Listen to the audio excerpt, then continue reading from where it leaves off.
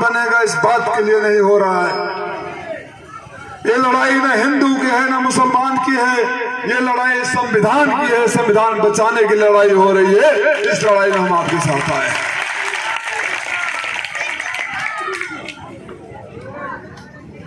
मैं आपसे आज भाषण नहीं करूंगा। जो सवाल आपने उठाए हैं भाई कुद्दूस अंसारी जी, अल्ताफ अंसारी साहब, तैयब पालगे साहब और हाजी इरफान साहब, मैं बात आगे बढ़ाने से पहले फिर अपना वही वादा आपके बीच दोहराता हूं। अगर आपके आशीर्वाद से, अगर आपकी दुआओं से, आपके सहयोग और समर्थन से दिल्ली में जाने का मौका मिला तो एक वादा करता हूं, मैं जानता हूं कई मोबाइल फोनों में रिकॉर्ड हो रहा है, मैं चाहता हूं कि जो नहीं कर रहे उनके पास फोन है तो रिकॉर्ड करके अपने पॉकेट में रख लें। ये पहली बार होगा कि घोसी का सांसद जब पहली बार अपने सदन में खड़ा होकर पहली बार बोल रहा होगा तो उसकी पहली लाइन में बुनकर शब्द जरूर आएगा। मैं आप वादा करता हूं।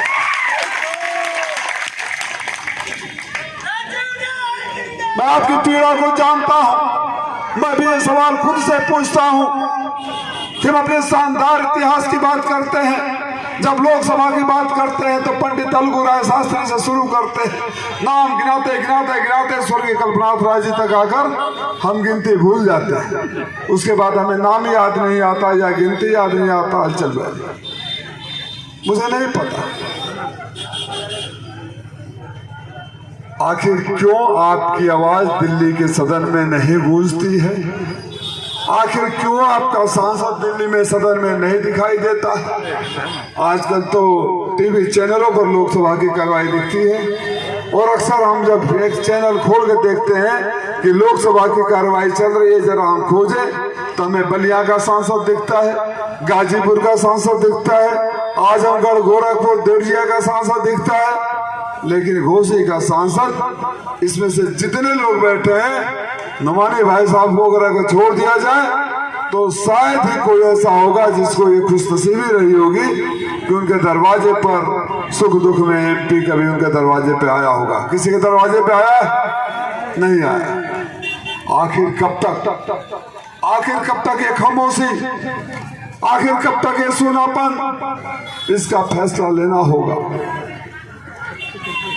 और जो सवाल आप कर रहे थे कि आपकी आवाज कोई नहीं उठाता है,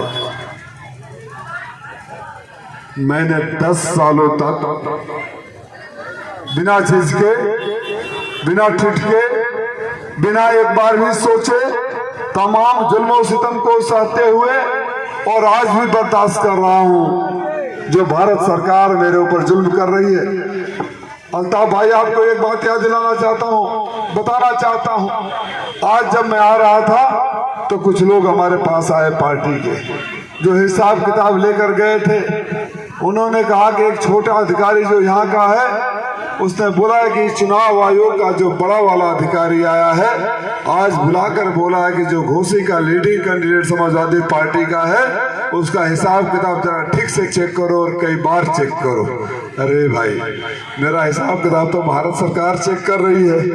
चेक करते करते सोचे कि हमारी पार्टी में आ जाएगा, चेक करते करते सोचे कि अपने वसूलों को भूल जाएगा। लेकिन राजीव राय ने अपने जमीन को गिरवी रखा, न किसी सवाल पर टूटा, न झुका, न बिका, न टूटेगा, न झुकेगा, बिकेगा। मैं आपसे वादा करने आया हूं, मैं आपसे वादा करने आया हूं। वादा सारे नेता करते हैं, लेकिन 10 सालों का मेरा इतिहास देख लिया। अगर पिछली करनी होती है तो आगे की बात कोई यकीन करता है। अगर पीछे का भी किसी ने कुछ किया ही नहीं तो वादे तो चुनाव में नेता चांद ला देंगे, तारे ला देंगे, जन्नत जमीन पर ला देंगे, पता नहीं क्या क्या करते हैं। मैं 14 में चुनाव लड़ा था, 19 सीट गठबंधन में चली गई थी। मैं जानता था जब कोरोना आया, लॉकडाउन आया, तो मैं जानता था कि भी अगले 5 साल तक कोई चुनाव नहीं है, 4 साल तक कोई चुनाव नहीं है। लेकिन मेरे अंदर भी इंसानियत धड़कती है। मैं उन बातों को क्या बार बार कहूं। एक बात, तभी के एसपी अनुराग आर्या हुआ करते थे, हमें फोन आने लगा कि लॉकडाउन में बाहर निकलने पर पुलिस पकड़ रही है। हम लोग दिहाड़ी मजदूर है, कोई रिक्शा चलाता है, कोई दिहाड़ी काम करता है, बाहर नहीं निकलने दे रहे हैं साहब, हम रहेंगे कैसे? मैंने एसपी साहब को फोन किया, उन्होंने कहा राजीव भाई आप पढ़े लिखे हैं, आप मेरी मजबूरी समझते हैं, ऊपर का आदेश है मैं बाहर निकलने नहीं दे सकता। मैंने बोला आप बाहर नहीं निकलने दे सकते हो और मैं अपने इलाके के मजदूरों को भूखे मरने नहीं दे सकता, फैसला आप कर लो, आप झुकोगे मैं। तब उस दौर में जो पुलिस की गाड़ियों में अनाज और सामान जा रहे थे वो सरकार के नहीं आपके भाई और बेटे के थे। कितने गिनाऊं, बार बार गिनाना अच्छा नहीं लगता, इस केवल यकीन दिलाने के लिए बोला। आप जो नाली के सवाल अखलाक साहब ने उठाया, जो रास्ते के सवाल उठाया, छोटी छोटी बातें कही, ये मसले तो बहुत छोटे हैं, ये मसले तो यहीं से हल हो सकते हैं, ये कोई बड़ी बात नहीं है। मेरा सपना बहुत बड़ा है, मेरा जुनून बहुत बड़ा है, मेरा हौसला भी बड़ा है। मैं आपके सिर्फ नाली नापदान की बात नहीं देखता, वो तो करूंगा ही, ये नहीं कह रहा हूं को नहीं करूंगा। मैं सोचता हूं कि किसान का बेटा, मजदूर का बेटा, बुनकर का बेटा IAS IPS क्यों नहीं बन सकता। मैं सोचता हूं कि आप लोगों में से नहीं चाहते हो, ये तो मजबूरी है, ये तो मजबूरी है कि मैं बुनकर हूं, मेरा खानदानी पेशा है, तो मेरा बेटा भी अपने आप को काम करने लगता है, परिवार के सारे लोग काम करने लगते हैं। लेकिन जब आप अपने दिल पे हाथ रखकर सोचेंगे तो आपका भी दिल यही कहेगा कि काश मेरा बेटा कोई अफसर होता, काश मेरा बेटा डॉक्टर इंजीनियर होता, काश मेरा बेटा होता। मैं उस सपनों को लेकर आया हूं और यकीन दिलाता हूं कि मैं पूरा करूंगा। आपने सबको आजमाया था भाई, आप सब कह रहे थे मैं पूरा करूंगा, 5 साल मुझे दे दीजिए, आपको हिसाब मांगने की जरूरत नहीं पड़ेगी। हर साल अपने आप हिसाब लेकर मैं अपने दरबार में आऊंगा। देखो मेरे मालिक को 5 सालों में देख लिया, मैंने आधी दुनिया से अधिक देखा, मैंने गरीब से गरीब मुल्क गया हूँ और अमीर से अमीर मुल्क गया हूँ। मुझे पता है गरीबी से आगे कैसे निकलते हैं, मैंने खुद अपनी जिंदगी में गरीबी देखी है, इसलिए मेरा दिल भी गरीबों के लिए धड़कता है। मैं अपने दिन को कभी भूलना नहीं चाहता हूं। मैंने प्लान बनाया है, मैं उल जुलूल की बातें जो यहाँ का प्रत्याशी बोल रहा है रोज, भाई आप उनको भाव दे नहीं रहे, उसके बेचारे की क्या दोष है। जहां से जा रहे हो, मेरे को आज कोई साथी बता रहा था जो उनके साथ रहता है कि भैया फेसबुक पर 25, 30, 35, 40 प्रोग्राम छाप देते हैं, जब फोन करने लगते हैं तो लोग आने से मना कर देते हैं, तो 4 या 5 पोस्ट होता है, कोई ले नहीं जा रहा है। एक दिन आपने देखा वो मंत्री जी को, मनोरंजन मंत्री जी को एक वीडियो आया था, सड़क पर घूम घूम के पंपलेट बांट रहे थे, कोई लेने वाला नहीं था, नहीं था कोई लेने वाला। तो उनकी उल जलूल बातों में गए बगैर मेरे जहन में जो बात है मैं आपके बीच शेयर करना चाहता हूँ, और चाहता हूँ कि आप इसको रिकॉर्ड करके रखें कि अगर मेरी कहीं गलती हो जाए तो गिरबान पकड़ कर पूछे कि राजीव राय तुमने भी वही किया जो अब तक लोग कहते आ रहे हैं। लेकिन वो मौका आपको मिलेगा नहीं कभी, ये मेरा वादा है, कभी वो मौका मिलेगा नहीं। गरीबी कोई गुनाह नहीं है, गरीबी कोई पाप नहीं है, गरीब रहना कोई मजबूरी भी नहीं है, बशर्ते कि आपके पास जज्बा हो, जुनून हो, मेहनत करने का हौसला हो और न डगमगाने के लिए, न झुकने के लिए जहन में सोच हो। जो बच्चे आपके मेरिटोरियस हैं, मेधावी हैं, ये कोई वो नहीं है कि जो बड़े घरों के बेटे होंगे। IAS अपने बेटे को IAS बनाना चाहता है, और आजकल के अधिकांश सांसद, मंत्री, विधायक अपने बेटे को राजनीति में लाना चाहते हैं। आप नहीं चाहते हो कि आपका बेटा बुनकर बने, क्योंकि बुनकरों की जो दशा है वो मुझे पता है। फ्लैट रेट की बात होती है, उसके आगे GST भी लगता है। फिर फिर बिजली विभाग वालों के छापे भी होते हैं, फिर वसूली भी होती है। मुझे पता है कि जरी का काम भी यहाँ बंद हो चुका है। मुझे पता है कि हमारे नौजवान पलायन कर रहे हैं। हम तो पड़ोसी को, रिश्तेदारों को कहकर खुश हो लेते हैं कि मेरा बेटा सऊदी में रहता है, दुबई में रहता है। आपका बेटा सऊदी और दुबई में कैसा रहता है मैंने अपनी आंखों से देखा है, कौन सी जिंदगी जीता है।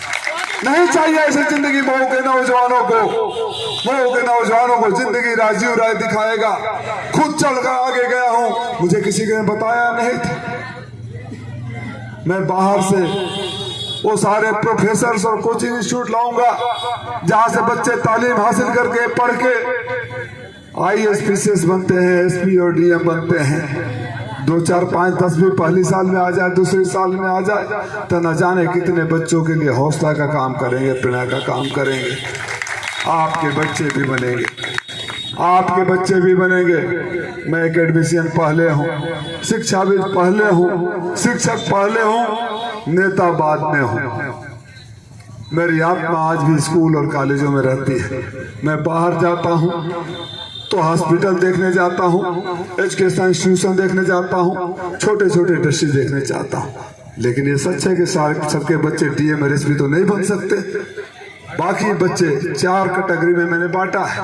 मेरा प्लान ऑफ एक्शन तैयार है। 4 कैटेगरी में मैंने बांटा है। दूसरा कैटेगरी जो IAS PCS नहीं बन सकते, कोई बात नहीं, 5 उंगलियां बराबर नहीं होती। मेरे विद्यालयों में, मेरे कॉलेजों में हमेशा रेगुलर असेसमेंट होता रहता है। बच्चों की हमेशा वो होता रहता है कौन बच्चा किस लायक है। अगर बच्चे की क्वालिटी पता चल जाए, बच्चे का इंटरेस्ट पता चल जाए, बच्चा क्या चाहता है ये पता चल जाए, और हम अगर उसी फील्ड में उसको ट्रेनिंग दे तो बच्चा बहुत आगे जाएगा। और जब जबरदस्ती जो कहते हैं कि हमारे लड़का तो डॉक्टर बनी, हमारे लड़का तो इंजीनियर बनी, 4 5 साल पढ़ा के लड़का के डॉक्टर बने के माने नहीं, जबरदस्ती बनी बा ना बनी। मैंने तो अपने बच्चों को कहा कि मैं नहीं कहूंगा, मेरा कोई बच्चा राजनीति में नहीं आना चाहता, मैं नहीं कहूंगा तुम क्या करो, मैंने एम्पायर बनाया है, मैं ये भी नहीं कहूंगा उसको देखो। लेकिन एक शर्त जरूर है, जिंदगी में कोई आकर ये नहीं कहना चाहिए तुम्हारे बेटे ने ये नाजायज काम कर दिया है, इसका लूट लिया है, इसका झूठ बोला, इसको धोखा दिया है। और जो भी काम करो उसमें अव्वल रहना, उस पर समझौता नहीं है, क्योंकि मैं कह नहीं रहा हूं कि तुम क्या बनो। ऐसे ही मैं आपके बच्चों को असेसमेंट कराऊंगा। 2nd कैटेगरी की नौकरी होगी, बैंक की नौकरी होती है, रेलवे की नौकरी होती है, स्वास्थ्य विभाग की नौकरी होती है, एयरपोर्ट की नौकरी होती है, शिपिंग की नौकरी होती है, माइनिंग की नौकरी होती है, ऑयल कंपनीज की नौकरी होती है। अगर कोई बाहर से आकर आपके बच्चों का यहाँ मुंशीपुरा में कैंप लगाए, रजिस्ट्रेशन करे और पता करे खुशहाल कि क्या बच्चा पढ़ सकता है, क्या चाहता है, और जो आपको नहीं पता चलता है क्योंकि आपका तो पूरा टाइम लूम में बीतता है, 2 वक्त की रोटी और 4 पैसे इकट्ठे करने में बीतता है, और फिर बच्चा भटकता फिरता है क्योंकि उसको बताने वाला कोई नहीं होता है कि तुम क्या क्या कर सकते हो, तुम जिंदगी में क्या बन सकते हो, कोई काउंसलिंग करने वाला नहीं होता।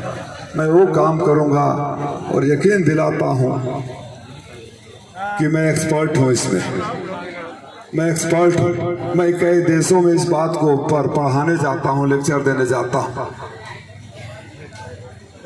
जब वो पता चल जाएगा तो आपके बच्चों को उसी चीज की ट्रेनिंग दी जाएगी। तो हो सकता है कि जो बुनकर बच्चा आगे चलकर बुनकर बनता तो किसी बैंक का मैनेजर बन गया, किसी बड़ी कंपनी का CEO बन गया, किसी रेलवे में अधिकारी बन गया, कहीं अस्पताल में अधिकारी बन गया, रेवेन्यू डिपार्टमेंट में बन गया। तीसरे दर्जे के लोग होते हैं जो फोर्स में जाते हैं, फोर्स में जाते हैं। उनके लिए ये देखो नेताओं के जहन में यहाँ तो ये है कि सांसद निधि में कमीशन कितना मिलेगा। और मैं एक बात और बताऊं, मैं दुनिया देखा तो मुझे एक बात समझ में आई कि दुनिया में जो प्रोजेक्ट बनते हैं, सोए भाई आप तो इंजीनियर हैं, दुनिया में जो प्रोजेक्ट बनते हैं इस बात के लिए बनते हैं कि यहाँ के आवाम को क्या जरूरत है, मुंशीपुरा के लोगों को क्या जरूरत है। नाली की जरूरत है, नाली बनेगा, अस्पताल की जरूरत है, अस्पताल बनेगा। और हमारे यहाँ जो नेताओं के प्रोजेक्ट बनते हैं, आपको पता है कैसे बनते हैं? कौन सा प्रोजेक्ट कराऊंगा तो ज्यादा कमीशन मिलेगा, उसकी जरूरत हो या ना हो, ज्यादा कट परसेंटेज मिलेगा वो होगा। और यही हम मार खा जाते हैं। ये बहुत छोटी सी बात है। अगर किसी आर्मी के 10, 15, 20, 25 रिटायर्ड ऑफिसर्स को हायर कर लिया जाए, रिटन टेस्ट के लिए लेक्चरर्स को हायर कर लिया जाए, सोए भाई पार्ट टाइम हायर कर लिया जाए, हमारे इस नौजवान साथी को 4 से 6 फिजिकल ट्रेनिंग दे और सुबह रोज उसको रिटन का एग्जाम दिलाए, रिटन का टेस्ट करवाए, रिटन का पढ़ाए, तो जब आर्मी की भर्ती होगी जो उसको हम लोग रेगुलर करने वाले हैं, 4 साल वाले नहीं, पूरी टर्म वाली आर्मी की नौकरी। पुलिस की भर्ती होगी तो अगर बलिया का 10 लड़का जाएगा तो यकीन मानो मेरे मऊ का 100 लड़का उसमें भर्ती होगा, क्योंकि मैं ट्रेन देने जाता हूं। आखिरी आता है जो कहीं कोई भर्ती नहीं हो सकता। बुनकर तो भाई से बात हो रही थी, ये तो पैदाइशी टेक्सटाइल इंजीनियर होते हैं, कह रहे थे होते हैं ना टेक्सटाइल इंजीनियर, सर्टिफिकेट नहीं है। चाहे बुनकर का काम हो या तमाम दुनिया का काम, वोकेशनल ट्रेनिंग, स्किल डेवलपमेंट, उनको पढ़ा के ट्रेनिंग देके 6 महीना का 1 साल में उसके हाथों में भी अगर सर्टिफिकेट होगा तो जो लड़का हमारा लूम चलाता है उसे बेहतर जिंदगी अपना कर सकता है। मैं आपके बच्चों को एक नई जिंदगी दूंगा, नई दुनिया दिखाऊंगा, नई मंजिल पर पहुंचाऊंगा, मैं ये वादा करना है। और यकीन करना जिस दिन राजीव राय को आपने वहां भेज दिया तो इसमें से खड़ा एक शख्स अपने को राजीव राय समझेगा, इस यकीन के साथ कि 12 बजे रात को भी अगर जरूरत पड़ेगी तो राजीव राय एक फोन पर उपलब्ध हैं जैसे रहेंगे। पैड मेरा होगा, कलम आपका होगा, दस्तखत मेरे होंगे, जो चाहे करवा लेना, कभी आपसे ये नहीं कोई कहने आएगा। 10 साल का शासन था, सरकार थी, सरकार में हमारी क्या हैसियत थी आप लोगों ने देखा होगा। ये मंगरू चाचा से ज्यादा पावर था मेरे पास। मैंने कभी किसी को धमकाया नहीं। कोई ये नहीं कह सकता है राजीव राय के पास किसी काम के लिए ले गया हो तो 1 कप चाय भी मांगा हो, जब जो कहा हो मैंने किया। उस भरोसे पे मैं कहता हूं कि जिस दिन आपको लगेगा आप लेटर हेड लेके जाओ, टाइप करवा कर ले आओ, मुझे बता दो क्या है।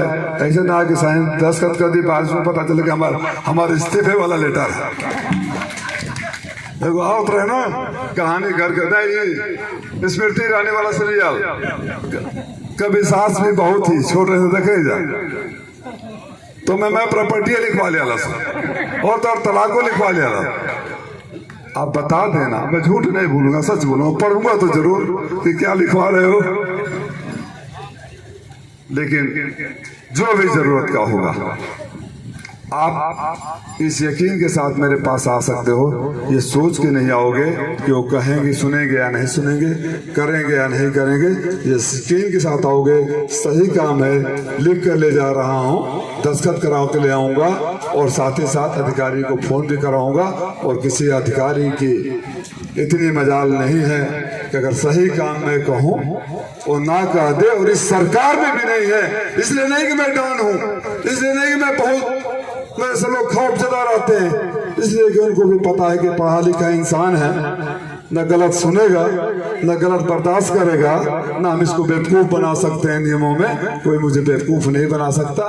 कोई IAS PCS बना होगा, IPS बना होगा, तो मेरे भी न जाने कितने बच्चों को पढ़ाकर मैंने भी IAS IPS PCS बनाया है। दुनिया के किसी भी देश में चला जाऊं मेरे पढ़ाए हुए बच्चे वहां मिल जाते हैं, टकराते हैं और ऊंची जगह पर है।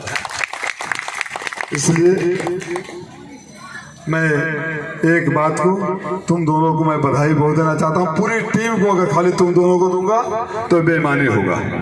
मैं अपने सारे छोटे भाइयों को